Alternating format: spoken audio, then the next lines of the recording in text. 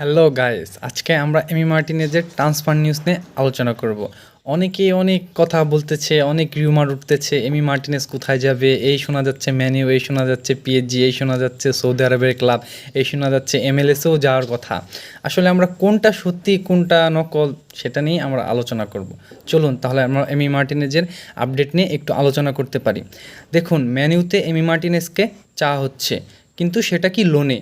আদৌ কি লোনে সেটা এমি মার্টিনেজকে অ্যাস্টন ভিলা ছাড়বে? আমার মনে হয় না ছাড়বে। কেন ছাড়বে না? কারণ এমি মার্টিনেজের সাথে অ্যাস্টন ভিলার 2028 সাল পর্যন্ত একটা বড় চুক্তি আছে। আবার এদিকে অ্যাস্টন ভিলাও চায় এমি মার্টিনেজকে একটা ভালো একটা দামে বিক্রি করে তারা নতুন তরুণ একজন গোলকিপারকে যাকে যাকে তারা লং টাইম মানে সার্ভ করতে পারবে এরকম একটা গোলকিপার চাচ্ছে। ওদিকে ম্যানিউর অবস্থা খুবই বাজে। আমরা লাস্ট সিজনে ম্যানিউর অবস্থাটা দেখতে পেরেছি যে ম্যানিউর গোলকিপার প্লাস ম্যানিউর মানে পুরো স্কোয়াডই অতটা ভালো করতে পারেনি। সো ম্যানুয়ের গোলকিপার আন্দ্রে ওনানা অতটা ভালো করতে পারেনি। সো এখন এমির মতো একটা গোলকিপার যদি ম্যানিউতে যায়, সো আমি মনে করি অবশ্যই ভালো হবে। ম্যানচেস্টার ইউনাইটেডও চাচ্ছে এমিকে, কিন্তু সেটা লোনে, কত 40 মিলিয়নের লোনে, কিন্তু অ্যাস্টন ভিলা ছাড়তে চাচ্ছে না। অন্যদিকে আরেকটা গুঞ্জন শোনা যাচ্ছে যে ম্যানিউ কেন অ্যাস্টন ভিলার গোলকিপার এমিকে লোনে আনতে চাচ্ছে, ডিরেক্ট কেন কিনছে না? এর একটা কারণ আছে। কি কারণ? সেটা হলো পিএসজির ডোনারুমা, যে ডোনারুমাকে ম্যানিউ চাচ্ছে, এবং কি ডোনারুমা এই সিজনে শোনা যাচ্ছে পিএসজির হয়ে কোনো চুক্তি করতে যাচ্ছে না, মানে নতুন কোনো সাইনিং সে করবে না পিএসজির হয়ে। তার নাকি শোনা যাচ্ছে প্রথম চয়েস ক্লাব হচ্ছে ম্যানচেস্টার ইউনাইটেড।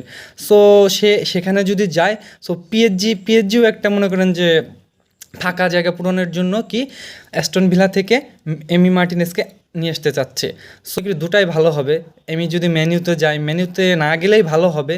পিএসজির মতো একটা ক্লাবে যদি এমি মার্টিনেজ যেতে পারে, তাহলে সে মনে করেন যে একটা মানে ক্লাবে যে মানে তার যে অর্জন, ওরকমভাবে বড় কোনো অর্জন ক্লাবে নেই। ওই অ্যাস্টন ভিলার হয়ে চ্যাম্পিয়ন লিগ খেলা, চ্যাম্পিয়ন লিগের কোয়ার্টার ফাইনাল পর্যন্ত যা।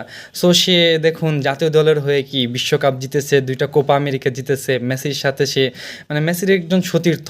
সো সে জাতীয় পর্যায়ে সবই জিতে গেছে, কিন্তু তার একটাই আক্ষেপ, সে ক্লাব পর্যায়ে একটা শিরোপা জিততে পারেনি। সো আমি মনে করি সে যদি পিএসজিতে যায় এবং কি পিএসজি যদি তাকে দলে ভিড়াতে পারে, অবশ্যই তার একটা ক্লাব মানে কাপ জয়ের ইচ্ছাটা পূরণ হয়ে যেতে পারে।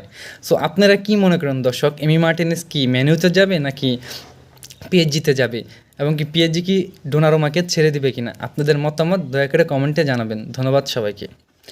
হ্যালো গাইস, আমার এটা নতুন চ্যানেল, আপনারা দয়া করে লাইক ও সাবস্ক্রাইব দিয়ে আমার পাশে থাকবেন এবং কি আমাকে সাহায্য করবেন, তাহলে আমি আরও আগ্রহী হব আপনাদের নতুন নতুন আপডেট ভিডিও এবং কি অ্যানালাইসিস ভিডিও দিতে। সো ধন্যবাদ সবাইকে, সাবস্ক্রাইব করে সাহায্য করবেন।